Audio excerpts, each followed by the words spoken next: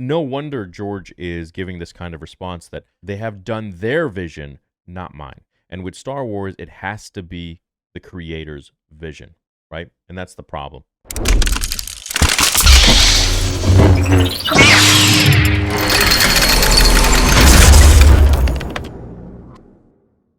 George Lucas makes a very callous and disinterested comment, and you can really read between the lines on that, and that's what we're going to get into today with George Lucas, who just said his view on Disney Star Wars and whether or not he's moved on or hasn't. Because it means that now I don't have to come back here.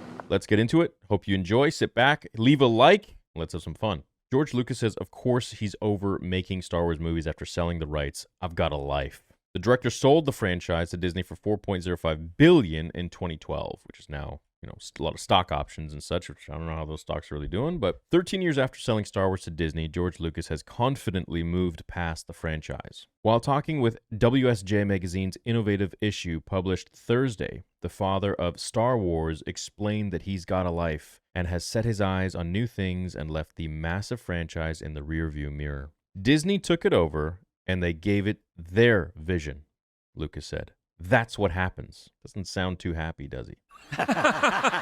He added confidently, of course I've moved past it. I mean, I've got a life. I'm building a museum. A museum is harder than making movies. To me, it sounds like if you can't read through the lines on this one, then I feel bad for you. And I want you to get out of this office. Now, you guys know that I've done a ton of research when it comes to the first 6 films, and that's in regards to the film, the characters, the character arcs, or the behind the scenes, which I find to be the most fascinating.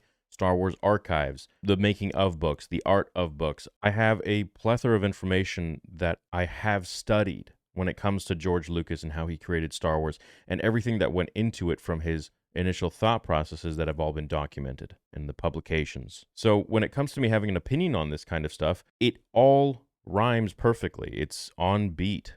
And when people want to come out and say that, oh, no, George didn't mean that, but please. Now, right off the bat, I do think that George is done with Star Wars. I do think this whole thing has left a very, very bitter taste in his mouth for a number of reasons. I think George has done a million different things. He has changed the face of the planet in technology, editing, how you watch movies, etc. He is known mainly for Star Wars. I don't really know how much he loves that. Maybe he wants to be known for other things too. But now he is going to be known for other things, and that's this massive, beautiful museum that he has been making and focusing on. So I do think he has moved on in that sense. I also think that the vitriol that he received during the prequel trilogy wasn't really the most kind, wasn't really something that he wanted to keep or stay around for. And I feel like the bullshit that happened with the Disney merger or selling of Lucasfilm to Disney is something that he is clearly here very unhappy about. Now, if George was very chipper about what Disney was doing with Star Wars, he would say that they're continuing my vision and he would endorse it. He doesn't show up to the premieres. He does not endorse it. And from the friends that I have that know of his opinions, it's not great about Disney Star Wars. Let me tell you. Let's really dive into this and examine some of the things that George has said in the past, that Charlie Rose interview, to name one, as well as the comments that he's made regarding Star Wars in general and relating it to a relationship, saying essentially that it's like a breakup. You don't call them, you don't pass by their house, you just leave it where it is and you move on with your life. You don't look into the rearview mirror as you're going ahead. And that's unfortunately where George is at now, and I don't think he wanted to be there with the selling of Lucasfilm to Disney. George had a ton of different treatments for the sequel trilogy, and he gave his sequel trilogy treatment to Bob Iger and Kathleen Kennedy. Before he left, Kathleen Kennedy wasn't even supposed to be in charge of Lucasfilm, but he appointed her as president of Lucasfilm because he felt and trusted that she would take his franchise into good hands. She didn't. She lied through her teeth, and she said that she really cares and that she's going to take good care of his characters and his story, and she failed to do that time and time again. As it moves into Disney, I think it's vitally important to anything we create that we hold on to the spirit of what started all of this. And Star Wars has turned into this horrible space now where not only are there sequel trilogy and spin-off merch not selling, not only is there fandom in a massive divide, not particularly just because their products are ass and written by boneheads who don't understand Star Wars. Feel like for better or for worse, when I had my chance at the plate, I swung. But namely because Disney has turned Star Wars into a massive political divide. The problem with Star Wars today, besides the incompetence of the writing and the people that they're hiring, is their boneheaded, egotistical, and dogmatic view of their own shows, of their own writing.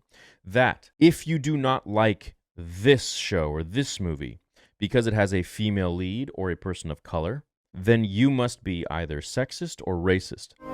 Ray Skywalker. No! Back when I was a kid, growing up in the 90s and the early 2000s, we would discuss films based on the films themselves. Well, no, this character wouldn't do that because this, that, and the other. Or this character would do that because this, that, and the other. Or what if this happened? What if that happened? But today's world, it's, oh, you didn't like this, not because this character didn't fight the way you thought he would. It's, oh, you didn't like this because you're a racist, sexist. And this is something that Disney has done a phenomenal job in doing. I wish they would take as much time as they did in dividing the fandom with political spectrums as they would in writing the actual movies that we were supposed to get, which were supposed to continue George's legacy. Now, when George sold Lucasfilm to Disney, this wasn't something at the top of his mind. Bob Iger closed down Disney parks. They had lunch. He schmoozed him, and he's like, well, look, George, you're getting old. You don't have any heirs. What are you going to do with Lucasfilm? We're going to take care of your treatments. That's for sure. Yeah, we're going to buy them from you, lock them up, and throw away the key so nobody else can touch them. And this is all documented in Bob Iger's book as well. We'll get into that in a little bit. I truly believe that this fandom has so much potential for positivity. I do believe that there are negative people in every fandom, in every sect, in every group in the world. Negative people exist. But to brush an entirety of beautiful, kind, positive people who just want a good story as this ugly negative thing because of a few bad apples, to me that's extremely irresponsible on Disney's part and all of the people that they employ who bully fans. I'm one of them. And frankly, I think that there should be better leadership over at Disney, and that all falls down on Kathleen Kennedy's shoulders, who has absolutely destroyed this beautiful franchise after promising George Lucas that she would take the utmost of care into his legacy and his characters. Vitriol that we received and the kind of the targeted attack, I would say, we received by the alt-right. Unbelievable. By the alt-right. Not everyone is speaking as those very, very select few percentage that every fandom, every sect, every cult, every whatever has is speaking. That's one of the major issues with Star Wars today. Forget the fact that they don't even have proper writing or character development or the hero's journey. I mean, that's a thing of the past, and that's at least we have the first 6 films for that. It's one gallery out of 33, and I did it grudgingly, Lucas admitted. I didn't want people to come to the museum and say, where's the Star Wars? So the Star Wars stuff is only 1 out of 33. To me, it seems like he's kind of really scorn. It seems like he's really hurt about this. I'm not the Jedi I should be. And as he said with Charlie Rose, that he did sell it to the white slavers, right? And in Bob Iger's book, the follow-up to that was when he went to George to speak to him after that interview. He said, you know, when you say these things, it hurts your stock too. So essentially making it a money issue instead of, hey, you know what? If you speak your mind like that, regardless of what you believe, you're going to hurt your own pockets. It's a money thing. This whole entire Disney owning Star Wars, there's no passion, and we can see that in the products themselves. They're sitting on an absolute multi-billion-dollar gold mine, and they're shitting it to the ground because they don't have any passion whatsoever. They just see it as a lucrative business. But the problem is that while they might be great businessmen, they really don't know how to tell stories when it comes to Star Wars. And when you're constantly chasing the money, you're going to lose it. You need to be chasing story. You need to be chasing relatable themes. There's nothing relatable with the sequel trilogy. There's nothing relatable with The Acolyte. And when you're dropping hundreds and hundreds of millions of dollars into these no-name directors or writers that really don't understand Star Wars whatsoever, you're going to lose. It's that simple. When you make boneheaded decisions like giving Kenobi $90 million and giving Andor $750 million plus, or Acolyte $250 million plus, you reap what you sow. It really comes down to that. You know, when you got brilliant writers like Stuart Beattie, 3 brilliant movies that was supposed to be the Kenobi trilogy films, and bastardized it into this diluted mess that was the Kenobi show, written by Joby Harold and Deborah Chow. Who? I just, no wonder George is giving this kind of response, that they have done their vision, not mine. And with Star Wars, it has to be the creator's vision, right? And that's the problem. It's not. So how do we get back to that? Well, we have to hire people that actually care about the franchise, that actually know the franchise, that believe in Star Wars, and don't use it as some sort of a twisted medium or conduit or vessel to push propaganda to us, to our kids, and to divide a fandom, because I feel like that is probably what they're meaning to do, is to divide people, cut off the old Star Wars fans, and create an entirely new fandom of radicalized people that will accept anything simply because the lead is a female or if they're a person of color. Completely negating the fact that it may be an absolute ass-written project, but because it has these checkboxes, then all of a sudden it needs to be praised as if it's the cure to cancer. You know, I really feel that George's sentiments on women in Star Wars stands that he made a few years ago regarding how you can't just throw them into pants and expect them to be this hero. They have brains, they have intellect, they have so many more things going for them than just their gender. And this is something that he wanted to provide very clearly and prove very clearly in the original trilogy with Leia, that she is the one running the rebellion. She is the brains behind the whole operation. And it's not Han Solo or Luke. These guys are very disillusioned. They're very lost. They're boneheads, just like the guys that they have writing Star Wars today, or the girls. So with George, I can understand why he would say this kind of comment, that they've taken it and ran with their vision, because it's not his vision anymore. It was supposed to be. It should have been. And I truly feel that this is all on the shoulders of Kathleen Kennedy, who has destroyed the franchise, either for her lack of vision or her vendetta to destroy the franchise and make it her own. What are we going to do? And I don't support that at all. I will always support George Lucas. I'll always support what he stood for in terms of storytelling and his characters that he wrote in Star Wars itself. And I will always preach his message that he tried to leave to us, that no matter what, you can always change, that you always have to be aware of yourself, of control, just like Anakin was. And if we can take a page out of the characters that he wrote, it's that you have to try and apply yourself. You have to remain selfless. You have to remain virtuous. And you have to do your best. And it's okay to fail, because failure will eventually lead you to where you're supposed to be. Just everyone has a different journey. It might happen several times. It might happen once. It might happen 100. But eventually you'll get there. And he's told that story with Anakin. He's told that story with Ahsoka. He's told that story with Luke and all of the other characters within Star Wars.